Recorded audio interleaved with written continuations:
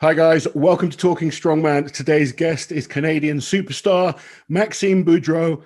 Just placed third at World's Strongest Man this year, which is unbelievable. You got to be really pleased with that. Yeah, I'm really excited. I wasn't expecting. My goal was just to make the finals, right? And everything else was just to have fun. And I ended up finishing on the podium. Must have been incredible. I mean, I know you kind of burst on the scene, I guess. Was it? I know you've been doing strongman a long time, but really on the international scene, was it 2020? 19 at Santa Monica, yeah. 2019, sorry, yeah, Santa Monica. Kind of people started to take notice of you. So it's been very, very quick in terms of transition. Was it third place you took in Santa Monica? Yeah, third place. And you were pushing someone like, Lissis and those kind of guys. They were really worried about you. I remember kind of following the results thinking, who's this guy kind of pushing them? Yeah. And then obviously I just needed to hold that last sandbag to win, and I just missed it. Yeah. Did you feel like the pressure in that situation?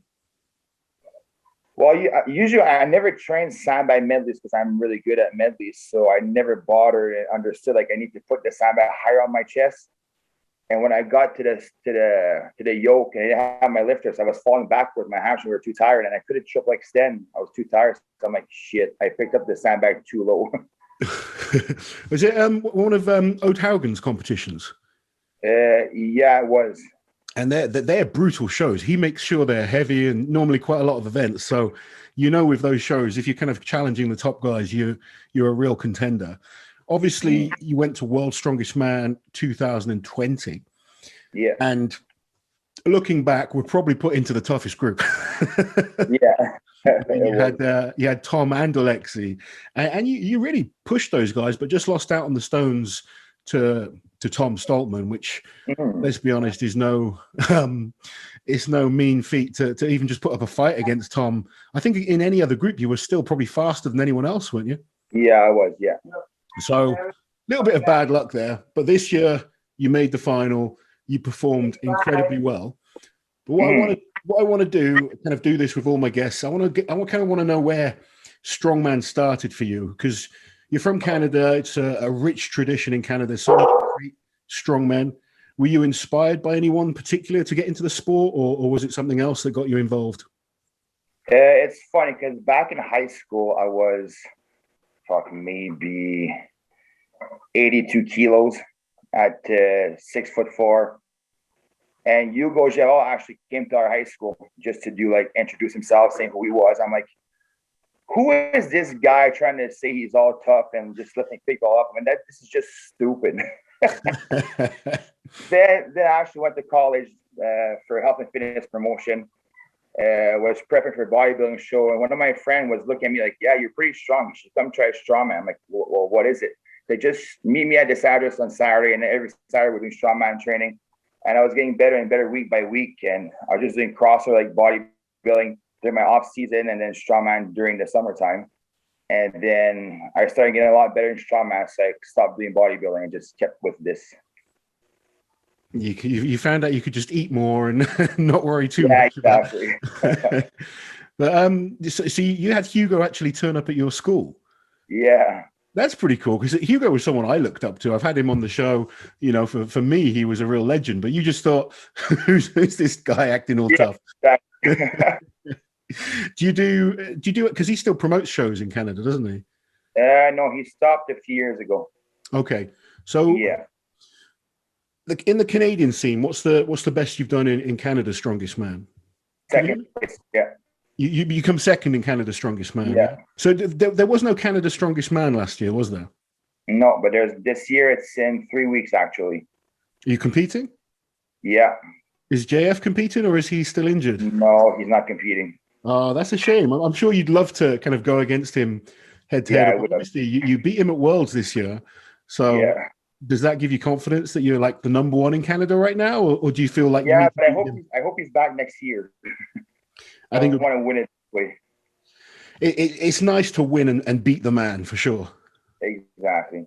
Yeah, but it's great seeing so many strength athletes coming through from Canada. There's always been a few guys, but I think, are you one of three that's made the podium? Or one of four? One of four now. Yeah. So Tom McGee, yourself, JF last year, And Dominic Filiu, yeah? Yeah, exactly. Yeah. So still, we haven't had a winner from Canada yet. No. Do you reckon you can do that? You can be the first one? If I improve my deadlift, why not? Well, let's talk about the events that you enjoy doing. What's your favorite events? Everything overhead press. I love farmers and stones. I've just been doing this for 10 years. So I actually enjoy everything except for the yoke and deadlift. They're just really hard for me to take better. It's very rare you find someone that's like super good at everything, but I mean, I've been watching your progress. Did you hit 205 on the log this year? Yeah. I mean, there was a time that was, world record numbers, and now there's so many guys hitting these crazy numbers, but your overhead looks to be improving really quick. You say like your deadlift's weak. It's not really weak. It's just there's so many great deadlifters. Strong. Yeah, exactly. I think it's like Kiliashkovsky, I guess. Kind of people say he's a weak deadlifter. He's really not, but the standard is just so high. But exactly. You're proving that being a good all-round strongman is important. Okay, you've had a great year this year. Obviously, coming third at World's Strongest Man. What's next for you? I know you've got the is it the Shaw Classic next? Yeah, Shaw Classic's next. Yeah, well, Nationals and then Shaw Classic the month after. And what's the focus with the Shaw Classic? What do you believe you're capable of there? Trying to get the podium again. The retired deadlift and the yoke is there still. So, but everything else is really good for me, and that's what I'm happy about. Because I'm able to hit the top 3 on a lot of events, but I just need to improve those two so I can save my ass a bit. And with a lot of athletes and with 8 events, I actually perform better with more events because of those holes, right? I think when there's more events, it doesn't matter so much if you have one weaker event, does it? Yeah. You've got more chance to, especially, I mean, if you've got 6 great events, that's a brilliant opportunity to pick up a lot of points, even if there's 2 bad events. Whereas if it's a 5-event competition, 1 bad event can cost you. Well, that was my issue for trying to qualify for World's Strongest Man the past 4 or 5 years. We only have the North America Strongest Man here to qualify for Worlds, and all those shows it's always a yoke and a deadlift out of 5, so it's kind of hard to break out. So that's why I was performing better in the Arnolds than in the Giant Slides, right? Yeah, it depends what kind of event. I mean, I guess it's the exciting thing with strongman is every contest is a little bit different. You don't always know what the events are going to be, but it's why it suits different guys all the time. But yeah, like you say, I think certain shows, they tend to always have, like the Arnolds are a little bit different to the Giants live shows, for instance. Yeah.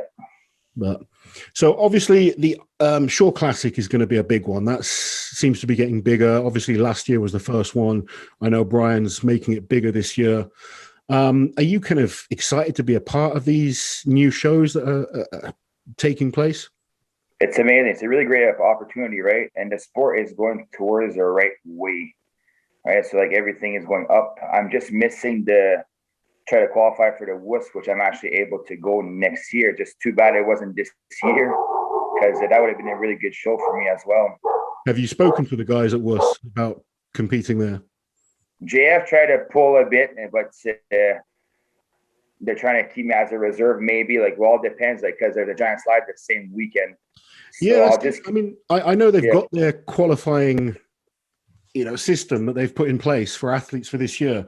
But with so many competitions that have been pushed towards the end of the year, I think athletes have to be selective. And, there's a Giants live show the same weekend. So maybe it's worth just staying in shape for and seeing what happens. Yeah, that's the plan for sure. I'll prepare like if I'm competing. If I'm not, I'm not. That's it. Yeah. So do you remember your first ever strongman contest? Yes, I do. How was that? And how long ago back was it? Back in 2011, an amateur show in Duberville, just out of nowhere. One of the best shows in Ontario that we have. It was great, but I learned a lot because it was nice. It was a pro division as well. Dave Austin was there. Like Jason Bergman actually went up there. Carl Gillingham. So I was able to like have feedbacks from those guys and JF as well. So like I was actually around those people, just growing to the sport, having help. Just you always need to listen to the bigger guys because like they always give you really good information. And for strongman, there's not a lot of stuff out there to get better. Well, there is now, but at the beginning, no. You know what I mean? Yeah, back then it was so much harder. Guys like Dave Osland, to have him around, he was like a strongman encyclopedia.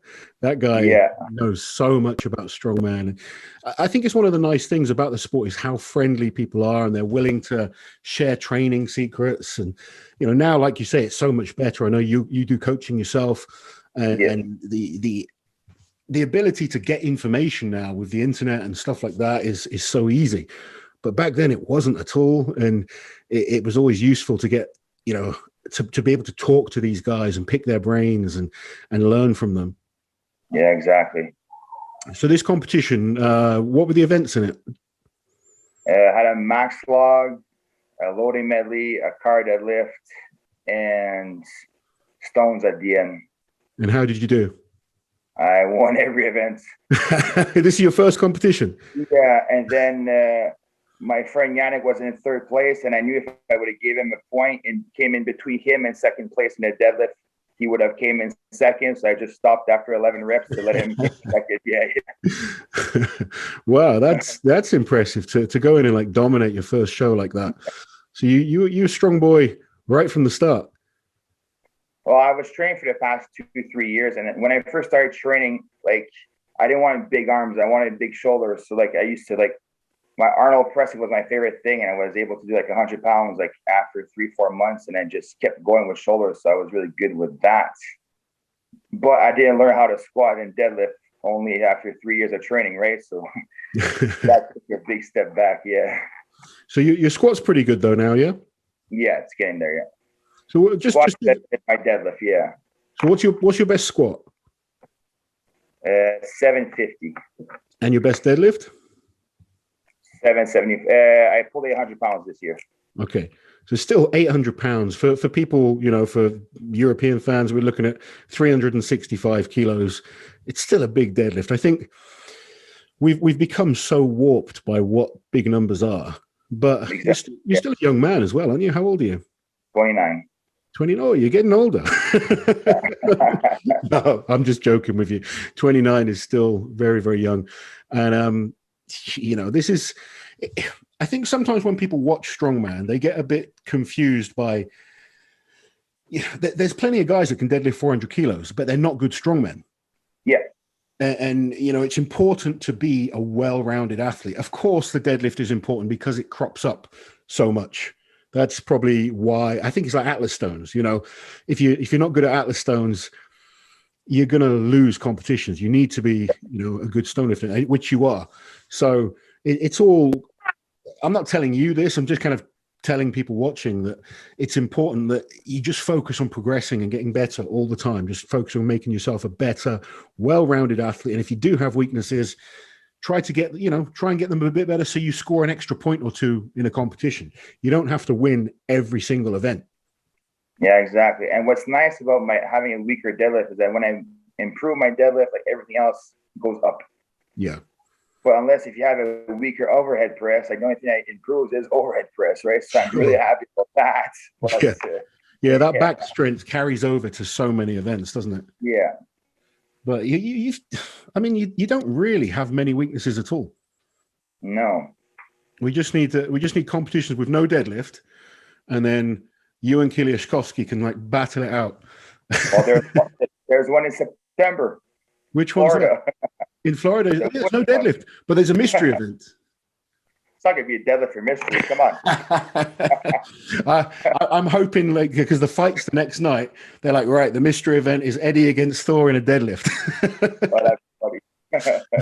Are you, regardless of if you compete or not, are you going to go to the event or only if you get a chance to compete?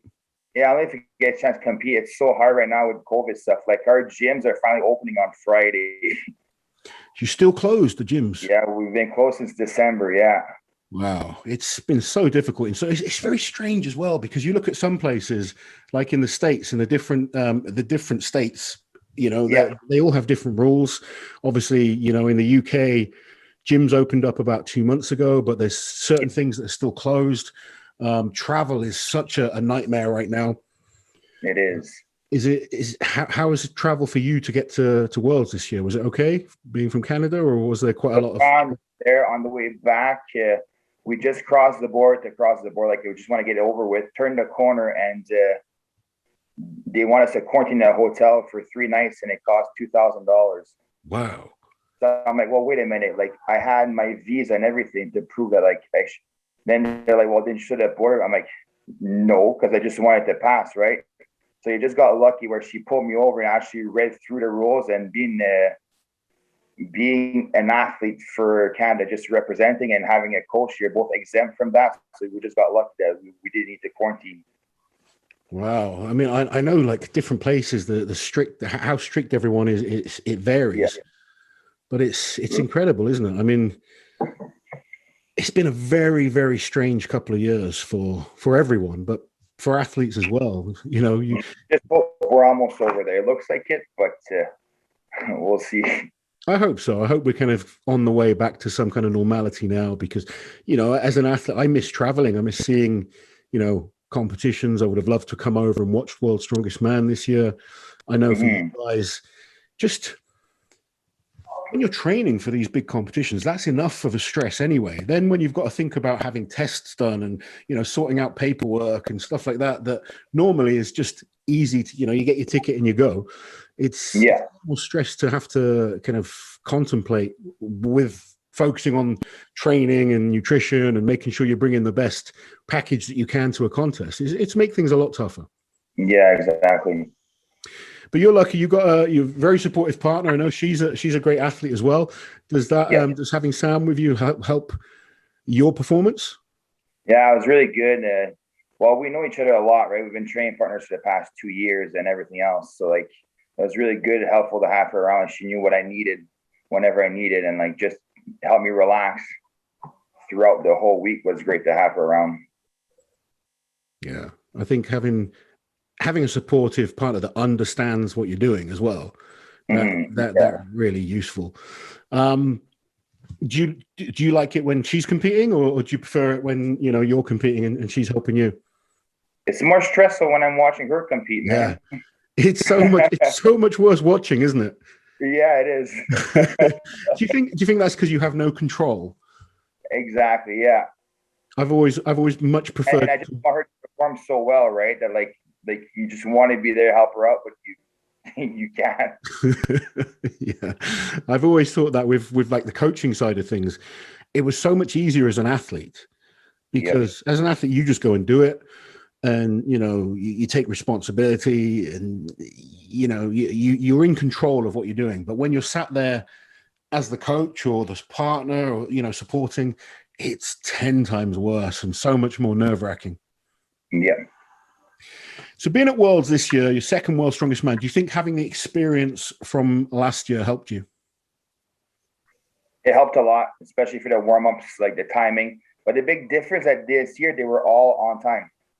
And I was in group 1, so I got the first day for the medley, I got caught off guard. The girl walked in and they're like, "Hey, 4 minutes before we start," and I didn't warm up nothing because they were last year. You were expecting it to take back. So I picked up the 200-pound farmers in the back, did one run, and went right to the event. It's great.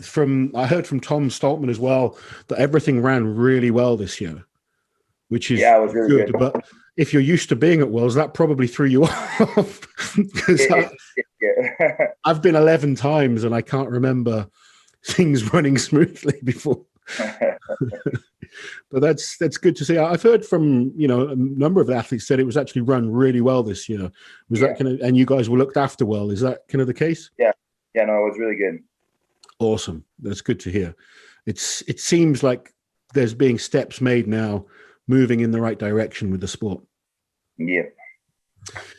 So we've got the Shore Classic, hopefully maybe worse. What's the long-term goals for you as an athlete? You know, do you kind of, some people say they want to win World's Strongest Man and retire. Some people want to stay involved as long as they can. What's your ultimate goals for Strongman? To stay as long as I can. This year was just to make the finals. Next year, maybe the podium, but I got that this year. So it just proves to me that like it's possible to beat those big guys as well, right? So it's not just to have fun. So now it's more serious. So now my next steps, it was like, okay, so I just hired Nathan Payton as a nutrition coach after Worlds. So I took that as a step. So every year I try to make a bigger step to get better. So recovery, like a hot tub, cold tub treatment, all that stuff, just so I can survive longer in this sport as I can. Yeah. And potentially be world's strongest man one day for sure. Will you be quite selective of the shows that you do? Or now I don't need to do those little shows anymore. Like I need to pay my flights. I need to, just to even out, I can actually go to the big shows now and that's to focus on them. Would you be a lot better? Yeah. Yeah. Will you look at, I think they're talking about bringing the Arnolds back next year. Would you like to compete at that? Yeah. My next goal is to go to the Arnold finals for sure. Yeah. And what about the, when you look at the calendar now, we've obviously got the Giants live shows, which are great. They're big qualifying shows for World's Strongest Man, good shows in their own right. But you've got the Arnolds. I'm not talking about the last year where everything's been all over the place. But yeah. The Arnolds have their qualifying route in different countries, as well as the main one in Ohio. Rogue now putting on the Rogue invitation. Oh, yeah, that's right. Yeah, there's that one too. World Ultimate Strongman putting on the events in different parts of the world now. There's so many great big opportunities for athletes, but you do need to be selective. You can't compete in every single show. Otherwise, you kind of end up burning yourself out. So is there certain shows for you that you think I want to focus on them? Oh, really? I would love to do all of them, right? But like, you need to pick the events to stay healthy as much as you can. And now you can actually pick and choose. Like, if you're not ready for, like, let's say a show, it's a 1,500-pound yoke. Like, I'm not ready. I might just skip that one to go for another one instead. Like, you pick your battles at this point. Yeah. And then go from there, I guess. I think it's good that athletes have more opportunities now. Yeah. To be selective, and the money's getting a bit better, and there's more opportunities with social media. Are you able to do strongman full time? Well, I wanted, like, we just opened our gym throughout COVID because, like, I didn't have a place to train. So all my winning from strongman has been going towards equipment. Yeah. So eventually, like, I just want to create like a pillow. Like, if ever I get injured for strongman, I have something to fall back down with.